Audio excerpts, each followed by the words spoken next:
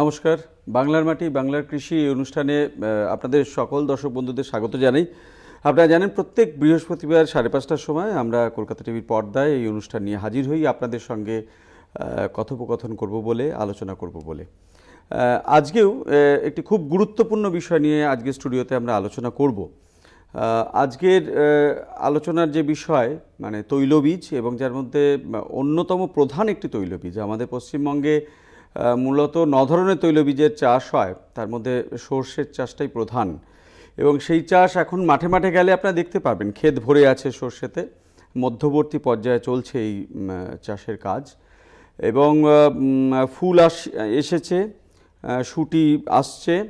এই সময় কিন্তু সর্ষে চাষের ক্ষেত্রে রোগ এবং পোকার যে প্রাদুর্ভাব, বিশেষজ্ঞরা বলেন সেটাও নাকি এই সময় থেকেই শুরু হয় বেশি করে।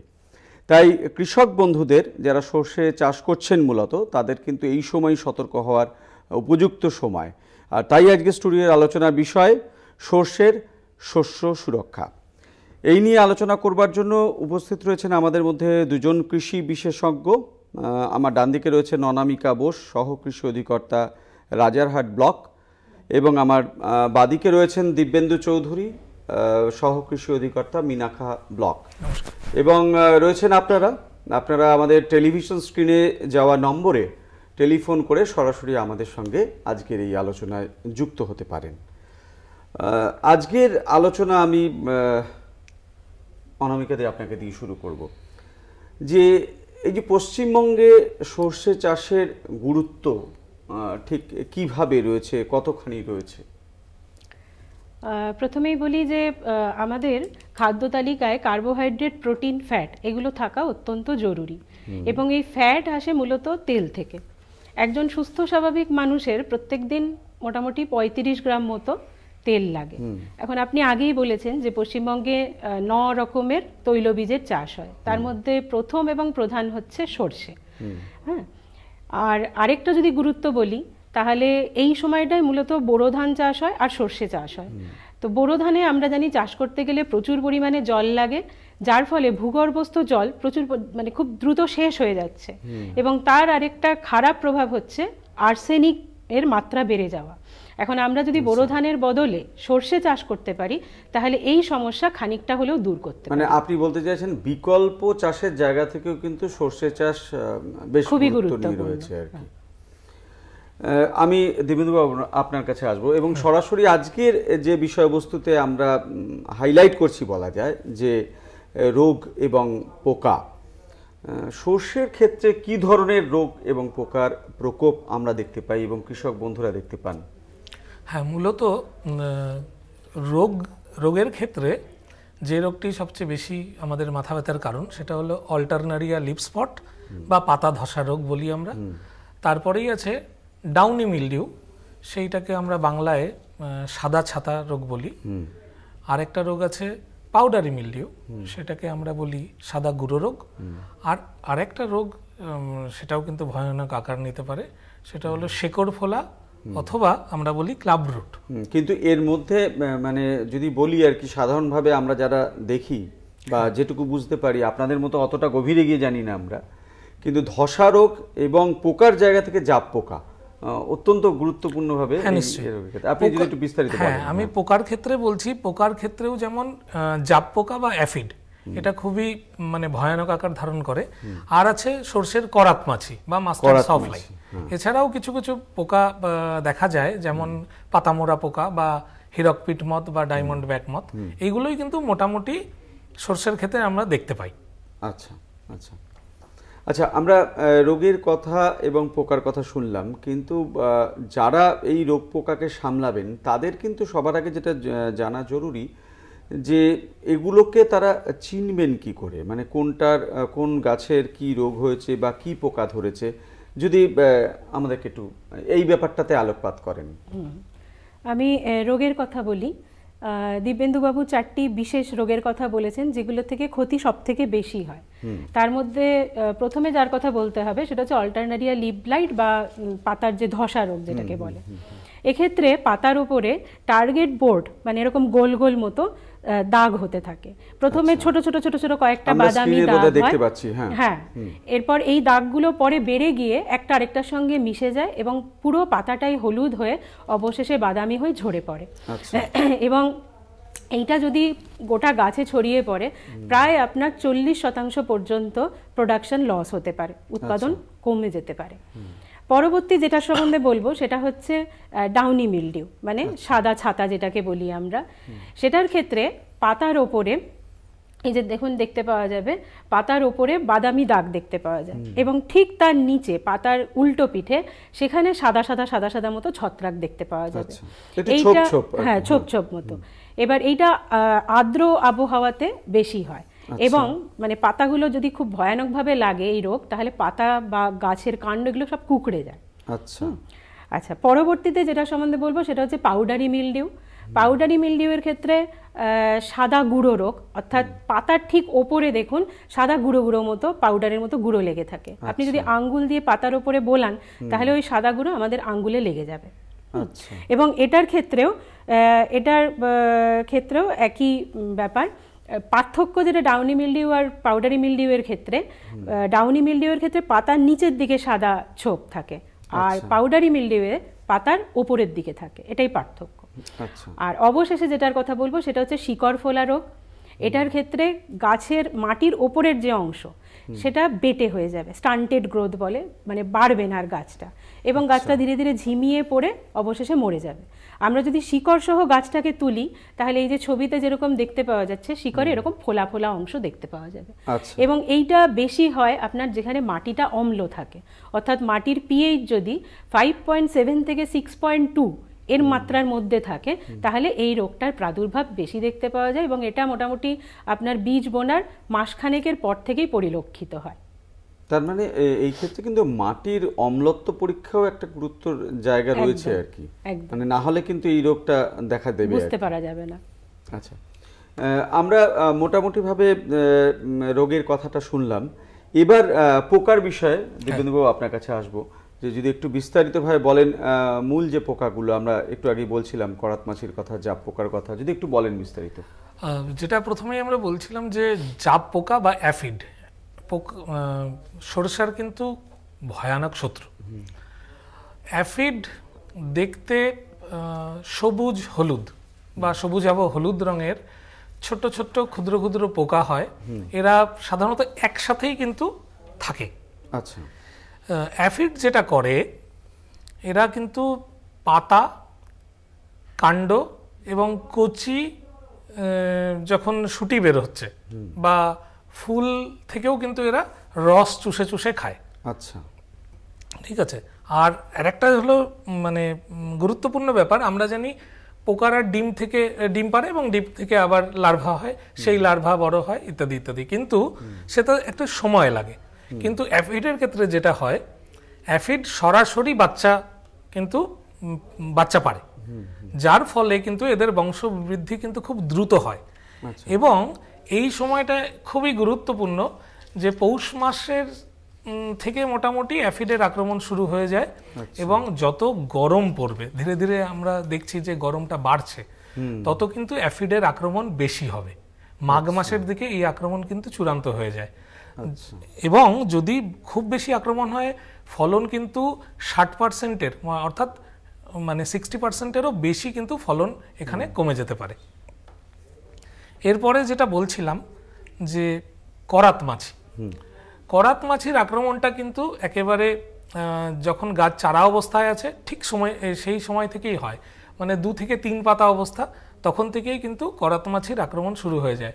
কিন্তু এক্ষেত্রে আমরা বলবো যে করাত মাছির যে অ্যাডাল্ট বা পূর্ণাঙ্গ যেই মাছি সে কিন্তু কোনো ক্ষতি করে না, ক্ষতি করে তার লার্ভা। লার্ভাটা দেখতে ধূসর রং অথবা খানিকটা সবুজ বা ধূসর রঙের হয়, এরাই কিন্তু পাতা মানে কেটে কেটে খায়। আচ্ছা, তো এইভাবে যদি ওদেরও আশ্রয় দেওয়া যায় বা প্রশ্রয় দেওয়া যায়, ওরাও কিন্তু মানে পাতা খেয়ে খেয়ে সরষের ফলন কমিয়ে দেবে। আচ্ছা, আর একটা পোকার কথা বলেই দিচ্ছি এই মুহূর্তে, সেটা হলো পাতা জড়ানো পোকা। এই পোকাগুলো কি করে, পাতার মানে গাছের উপরের দিকে 3-4টে পাতাকে একসাথে করে নেয়, একসাথে জালের মতো করে নিয়ে তার মধ্যে থেকে ওরা ভেতরে থেকে পাতাটাকে কুকড়ে কুকড়ে খেয়ে নেয়। এইভাবেই কিন্তু তারা আক্রমণ করে। মূলত এই 3টে পোকাই কিন্তু খুব গুরুত্বপূর্ণ। আচ্ছা, দর্শক বন্ধুরা, আপনারা শুনছেন এবং দেখছেন যে আমরা স্ক্রিনে বিভিন্ন ছবির মাধ্যমেও দেখাচ্ছি কোন কোন রোগ, তার কীভাবে তাকে চিনবো আমরা, এবং পোকাগুলোই বা কীরকম, তাদেরকে প্রাদুর্ভাবকে কিভাবে আমরা ঠেকাবো। এবং বিশেষজ্ঞ দিব্যেন্দুবাবু বলছিলেন যে এই সময় থেকেই কিন্তু পোকার আক্রমণগুলো শুরু হবে, এবং যত গরম বাড়বে, শীত কমবে, তত কিন্তু তাদের প্রাদুর্ভাব হবে। তো আমরা সাধারণভাবে জানি যে রোগ পোকার আক্রমণের হাত থেকে রক্ষা পেতে আমরা যথেচ্ছভাবেই বলতে পারি, শব্দটা বলছি, যে রাসায়নিকের ব্যবহার করি, কীটনাশকের ব্যবহার করি, রাসায়নিক কীটনাশকের ব্যবহার করি। যদিও বিশেষজ্ঞরা মনে করেন যে এই রাসায়নিক কীটনাশকের ব্যবহার কিন্তু একেবারে শেষ পর্যায়ে গিয়ে, যখন আর কোনো ওষুধে কাজ করছে না, কোনো পন্থায় কাজ করছে না, তখনই হয়তো এর ব্যবহার করা সঙ্গত, আমি যদি খুব ভুল না বলে থাকি। এছাড়া অন্যান্য যে উপায়গুলো আছে আমি একটু আপনার কাছে জানতে চাইব। বিষয় হচ্ছে এখানেই আমি বলবো সুসংহত শস্য সুরক্ষা বা ইন্টিগ্রেটেড পেস্ট ম্যানেজমেন্টের কথা। রাসায়নিক তো প্রয়োগ করতে হতে পারে, তবে সেটা একদম চূড়ান্ত পর্যায়ে গিয়ে। তার আগে এই ইন্টিগ্রেটেড পেস্ট ম্যানেজমেন্ট কি, এটা হচ্ছে একটা কি বলি, একটা ব্যবস্থা, যে ব্যবস্থার মাধ্যমে সমস্ত রকমের নিয়ন্ত্রণ পদ্ধতিকে এক জায়গায় করে তার একটা সার্বিক এবং সার্থক প্রয়োগ, যাতে করে রোগ বা পোকার যে সংখ্যা বা পরিমাণ সেটাকে অর্থকরী ক্ষতিকর সীমার নিচে যদি রাখা যায়। সেক্ষেত্রে নানান উপায় আছে। প্রথম যদি বলি পরিচর্যাগত উপায়, এছাড়া আছে যান্ত্রিক উপায়, তারপরে হতে পারে জৈবিক উপায়, এবং একদম সবার শেষে এসে রাসায়নিক উপায়। পরিচর্যাগত উপায় বলতে কি, যেমন ধরুন বীজ শোধন, মানে আমাদেরকে একেবারে সিদ্ধান্ত নিতে হবে যে একটা বীজও আমরা শোধন না করে মাটিতে ফেলবো না। এর জন্য রোগের হাত থেকে বাঁচতে গেলে আমরা কার্বেন্ডাজিম 2 গ্রাম লিটার প্রতি জলে গুলে, আবার আপনার যে সমস্ত পোকার রস চুষে খায় তাদের জন্য ইমিডাক্লোরোপিড 5 গ্রাম লিটার প্রতি জলে গুলে আমরা বীজগুলোকে শোধন করে নিতে পারি। আচ্ছা। 2 নম্বর হচ্ছে যে রোগ বা পোকা সহনশীল জাত, যেমন ধরুন কল্যাণ, এটি যেমন শিকড় ফোলা রোগের হাত থেকে রোগের সহনশীল জাত। হ্যাঁ, এই ধরনের কিছু কিছু যে জাতগুলো আছে সেগুলোকে আমরা ব্যবহার করতে পারি। আচ্ছা, তারপর কি করতে পারি না, সারিতে বোনা, ছিটিয়ে না বুনে যদি সারিতে বুনি, তাহলে সারি থেকে সারি আবার গাছ থেকে গাছের দূরত্বটা আমরা মেনটেন করতে পারবো। সেক্ষেত্রে যে রোগ পোকা লেগেছে কিনা সেটা সময়ে যদি আইডেন্টিফাই করতে পারি, তাহলে সেই মতো আমরা ব্যবস্থাও সময় মতো নিতে পারবো। আচ্ছা। আবার ধরুন যদি যান্ত্রিক পদ্ধতির কথা বলি, তাহলে সেক্ষেত্রে গাছে যে মাঠের মধ্যে বা আলে যদি আমরা ডাল পুঁতে দিতে পারি, তাহলে সেখানে পাখি বসার ব্যবস্থা করতে পারি। এবং এই যে লার্ভা জাতীয় যে সমস্তগুলোর কথা বললেন দিব্যেন্দুবাবু, সেগুলোকে কিন্তু আমরা এই পাখি দিয়ে প্রতিহত করতে পারি। আবার ধরুন কিছু কিছু গাছ আমরা লাগাতে পারি বাউন্ডারি ক্রপ হিসেবে, মানে মাঝে সর্ষে রইলো, তার চারপাশে আলে এমন কিছু গাছ বসিয়ে দিলাম যেগুলো রোগ পোকার আক্রমণের হাত থেকে আমাদের ফসলকে রক্ষা করতে পারবে। এছাড়া জৈবিক নিয়ন্ত্রণ করতে পারি। বা যান্ত্রিকের মধ্যে আরেকটা বলি যে প্রথম যখন আক্রমণ হয়েছে তখন কিছু আক্রান্ত পাতা ডাল এগুলোকে তুলে আমরা সেই অংশটুকুনিকে শুধু নষ্ট করে দিলাম, পুড়িয়ে বা গভীরভাবে পুঁতে। আবার জৈবিক নিয়ন্ত্রণের ক্ষেত্রে যেমন ধরুন আমার কিছু কিছু বন্ধু পোকা থাকে, সবাই শত্রু নয়, যেমন বলতা জাতীয় পোকা দিয়ে আমি করাত মাছি বা এই ডায়মন্ড ব্যাকমথ একে আটকাতে পারি। আবার ধরুন মাকড়সা আছে, মাকড়সা কিন্তু জাপ পোকাকে আটকাতে সাহায্য করে। আবার উপকারী ছত্রাক আছে ধরুন ট্রাইকোডার্মা ভিরিডি, এইটা দিয়ে যদি সিড ট্রিটমেন্ট করি তাহলে কিন্তু এই শিকড়ের যে ফোলা রোগ এটাকে আটকাতে পারবো।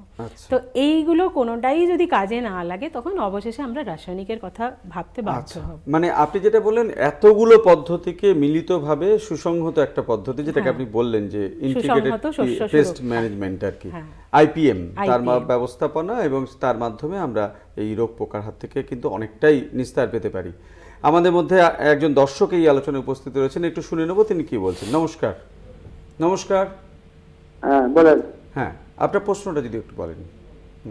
বলছি কি সর্ষের পাতা থেকে পাতাটা সর্ষের মানে যে কোনো একটা কাণ্ডে পড়ে থেকে ওখান থেকে সাদা হয়ে যে স্যাপসেপের মতো হয়, হ্যাঁ একটু মানে একটু ফেনা ফেনার মতো হয়ে ওখান থেকে আস্তে আস্তে আস্তে শুকায় যাচ্ছে।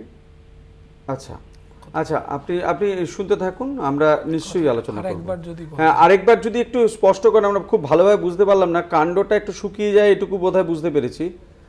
আপনি কি লাইনে আছেন? হ্যাঁ, লাইনে আছে। হ্যাঁ, একটু যদি বলেন, আরেকবার যদি একটু স্পষ্ট করে বলেন। হ্যাঁ, কি হচ্ছে? আমি বলছি কি, ধরেন একটা পোকার মতো হয়তো একটু মানে ছেবড়ি ছেবড়ি ভাব হয়, বুঝছেন, সাদা সাদা একটা স্যাপের মতো ভাব হয় এক জায়গায়। আচ্ছা, সেটা কোথায় হয়? শস্যের যে কোনো একটা কাণ্ডে হয় আর কি। কাণ্ডে? আচ্ছা আচ্ছা, হ্যাঁ, ওখান থেকে শস্যটা সাদা, ডালটা সাদা হয়ে যায়। আচ্ছা, সাদা হয়ে যাওয়ার আস্তে আস্তে আস্তে আস্তে শুকায় যায়। আচ্ছা, বুঝতে পেরেছি, আপনি শুনতে থাকুন। হ্যাঁ, উনি বলছেন সর্ষের কাণ্ড বা ডালটা মানে সাদা হয়ে একটু শুকিয়ে শুকিয়ে যায়, এটাই ওনার বক্তব্য। মানে উনি যেটা বলছেন তাতে এক সর্ষের ক্ষেত্রে একটা রোগ আছে যেটা হলো কাণ্ড পচা। আচ্ছা,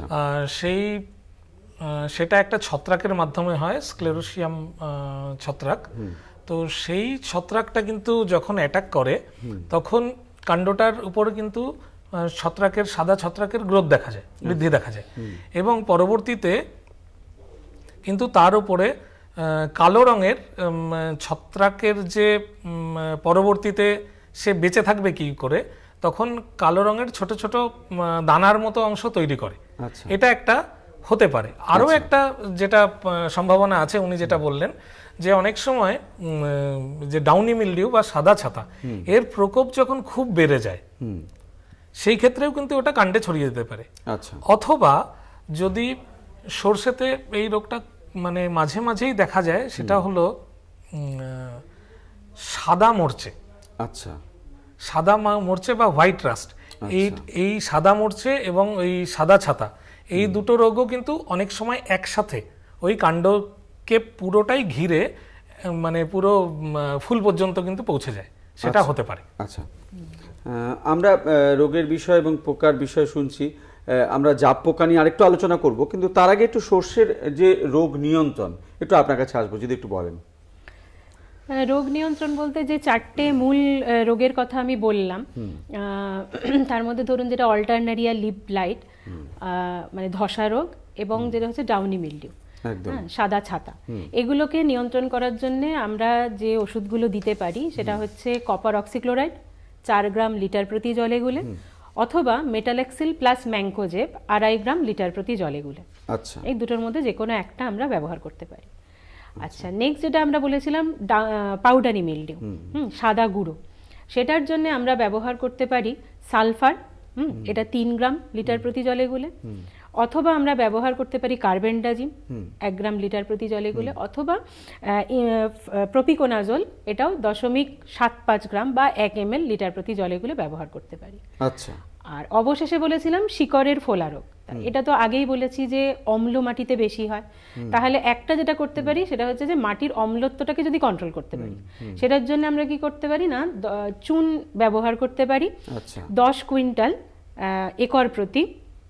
এটা বীজ বোনার মাসখানেক আগে মাটিতে দিয়ে ভালোভাবে মিশিয়ে দিতে হবে। আচ্ছা, আর কি করতে পারি, ট্রাইকোডার্মা ভিরিডি 1 থেকে 2 কেজি প্রতি একর প্রতি যতটা লাগে সেটা দিয়ে ব্যবহার করতে পারি। আর যেটা করতে পারি সেটা হচ্ছে যে সহনশীল জাত হিসেবে কল্যাণ ব্যবহার করতে পারি। মোটামুটি এইগুলোই হচ্ছে আমাদের রোগ পোকা নিয়ন্ত্রণের রাসায়নিক বা যদি বলেন উপায়। আচ্ছা, আমরা এই আলোচনায় বারবারই কিন্তু পোকার ক্ষেত্রে আমরা রোগেরটাও শুনলাম, তার নিয়ন্ত্রণ পদ্ধতিও শুনছি, কিন্তু পোকার ক্ষেত্রে জাপ পোকা খুব গুরুত্ব নিয়ে উঠে আসছে। মানে সবচেয়ে বেশি যদি ক্ষতিকারক কাউকে বলা যায় সর্ষের ক্ষেত্রে, ফসলের ক্ষেত্রে, তাহলে বোধহয় জাপ পোকাকেই বলা যায়। তো এর প্রতিকারের উপায় এটা যদি একটু বলেন, এবং একই সাথে করাত মাছির বিষয়টি।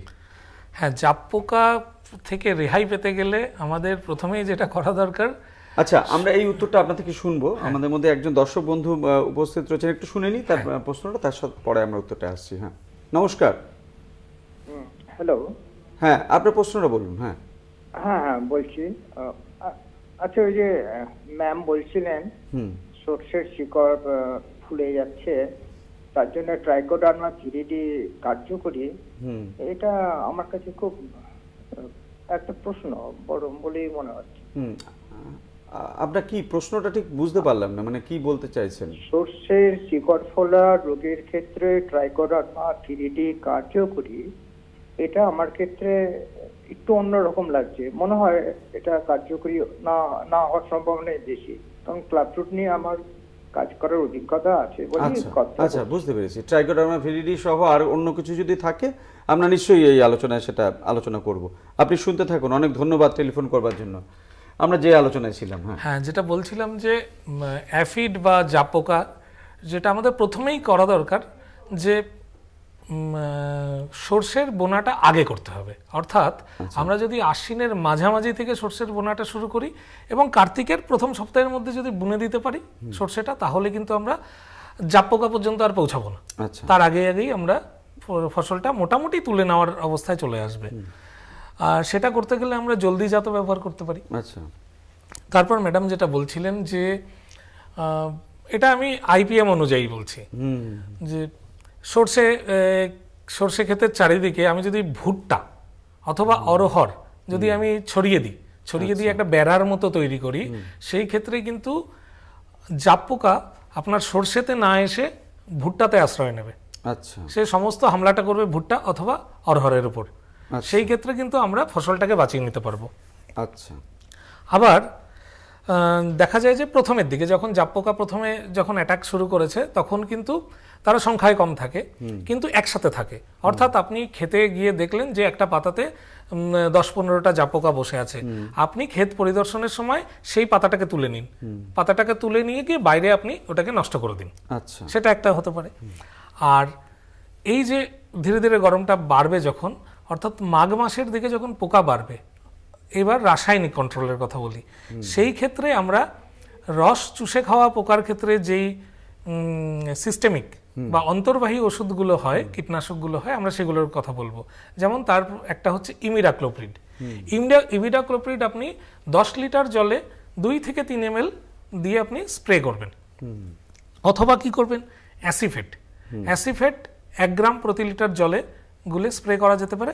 বা থাইমিথক্সাম, এই ওষুধটি 5 গ্রামের সাধারণত পাতা পাওয়াই যায়, আপনারা দেখবেন 5 গ্রাম প্রতি 15 লিটার জলে গুলে আপনারা স্প্রে করবেন। একটা জিনিস মনে রাখবেন, স্প্রেটা অবশ্যই বিকেলের দিকে করবেন। এবং এইটা করার একটা উদ্দেশ্য হলো মৌমাছিদের বাঁচানো। আর করাত মাছির ক্ষেত্রেও যেটা বলছিলেন, প্রথমে আমি ওষুধ না প্রয়োগ করে যখন গাছ যখন ছোট আছে, অর্থাৎ চারা অবস্থায় আমরা যদি ঘনভাবে যদি বীজ ফেলি, সেই ক্ষেত্রে কিন্তু করাত মাছির আক্রমণ বেশি হয়। সুতরাং 3 থেকে 4 পাতা অবস্থায় যদি আমরা একটু পাতলা করে দিতে পারি, সেই ক্ষেত্রে কিন্তু আমরা করাত মাছির প্রভাবটাকে অনেকটা কমিয়ে দিতে পারবো। আর যখন করাত মাছি লেগে যাবে, কিছু করার উপায় নেই, সেই ক্ষেত্রে আমরা ক্লোরপাইরিফস 20% যেটা অ্যাভেলেবেল, সেটা আমরা প্রতি লিটার জলে 2.5 ml গুলে স্প্রে করতে পারি। অথবা কুইনালফস যেটা 20%, সেটা আমরা 2 ml প্রতি লিটার জলে গুলে আমরা স্প্রে করতে পারি। এই ক্ষেত্রেও কিন্তু আমরা বিকালের দিকেই স্প্রে করার চেষ্টা করব। আমি এই সময় নিয়ে আরেকটু কথা, আমাদের হাতে একদম সময় কম, একটু বার্তা কৃষক বন্ধুদের উদ্দেশ্যে যদি কিছু থাকে একদম সংক্ষেপে যদি বলেন। একদম বার্তা বলতে এই সময়ে দুটো খুব গুরুত্বপূর্ণ বার্তা আমাদের কৃষক বন্ধুদের জন্য আছে। একটা হচ্ছে যে যেটা ফার্ম মেকানাইজেশন স্কিম, সাধারণত আপনারা জানেন যে বছরে একবারই হয়, কিন্তু এই বছরই ব্যতিক্রম যে আবার কিন্তু ফার্ম মেকানাইজেশনে নতুন কৃষি যন্ত্রপাতি যেটা দেয়া হয়, তার নতুন করে অনলাইনে আবেদন গ্রহণ শুরু হয়েছে এবং 21শে জানুয়ারি পর্যন্ত অনলাইনে আবেদন গ্রহণ চলবে। সেক্ষেত্রে কৃষক ভাইয়েরা ওটিএ এসএফআই বা এফএসএসএম এই দুটি যে স্কিমে তারা বিভিন্ন রকম যন্ত্রপাতির জন্য সাবসিডির জন্য আবেদন করতে পারেন। আর আরেকটা হচ্ছে ফসল বীমা। আমরা জানি যে প্রত্যেক কৃষক প্রতিটি মরশুমে তাদের সমস্ত ফসলকে বীমার আওতায় আনেন, তো সেই ফসল বীমার কাজও কিন্তু এখন চলছে। 15 তারিখ অবধি সর্ষে সময়সীমা আছে এবং 31শে জানুয়ারি পর্যন্ত বোরো ধানের সময়সীমা আছে। কাজে এখনও যে সমস্ত কৃষক ভাইয়েরা এই বীমার জন্য আবেদন করেননি বা এই ফার্ম মেকানাইজেশনের জন্য আবেদন করেননি, তাদেরকে দ্রুত আবেদন করা হচ্ছে যে হ্যাঁ এই আবেদনগুলি করে ফেলার জন্য। প্রয়োগের জন্য কোনো সময় এবং পদ্ধতি যদি একদম সংক্ষেপে আমাদের একদম সময় আচ্ছা, কম। কৃষি বিষ বা পেস্টিসাইড এটা সবসময় ক্ষতিকারক। আমাদের কৃষি বিষ যখন আমরা প্রয়োগ করছি তখন কতগুলো সতর্কতা অবলম্বন অবশ্যই করতে হবে। সাধারণত দেখা যায় যে চাষি ভাইরা মানে যখন কোনো একটা বিষ ঢালছে জলে তখন হাত দিয়েই গুলিয়ে দিচ্ছে, সেটা কিন্তু কখনোই করা উচিত না। একটা কাঠি দিয়ে সেটাকে গুলতে হবে একটা বালতির মধ্যে, প্লাস্টিকের বালতি হলে সবচেয়ে ভালো হয়, এবং যেই বালতিতে গোলা হবে সেই বালতিতে যাতে স্নান বা অন্যান্য কোনো কাজ না করে। আমরা যখন কোনো কীটনাশক বা ছত্রাকনাশক নিয়ে এসেছি সেটাকে বাড়িতে রান্নাঘরে অবশ্যই রাখা যাবে না, সেটাকে কোনো একটা জায়গায় লক অ্যান্ড কি তালা মেরে রাখতে হবে। বা আমরা যখন স্প্রে করি তখন কিন্তু অবশ্যই আমাদের নাক মুখ ঢেকে স্প্রে করতে হবে এবং একটা জামা কাপড় পরেই স্প্রে করতে হবে, এবং স্প্রে করার পর বাড়িতে এসে সাবান দিয়ে কিন্তু স্নান করে নিতে হবে। তার মানে এই আলোচনা থেকে একটা বিষয় আজকে পরিষ্কার হলো যে কীটনাশক ব্যবহার কিন্তু যথেচ্ছভাবে করলে হবে না, যথেষ্ট সাবধানতা অবলম্বন করে তবেই কীটনাশকের ব্যবহার করলে কৃষক বন্ধুও ভালো থাকবেন এবং সকলেই ফসলও ভালো থাকবে। আজকের আলোচনা আমরা এখানেই শেষ করব। আপনারা দুজনে এখানে এসে এতগুলো গুরুত্বপূর্ণ কথা আমাদের সঙ্গে ভাগ করে নিলেন, তার জন্য অনেক অনেক ধন্যবাদ। আজকে আমরা স্টুডিওতে আলোচনা করলাম শস্যের শস্য সুরক্ষা, বাংলার মাটি বাংলার কৃষি। এই অনুষ্ঠান আজ এ পর্যন্তই। নমস্কার।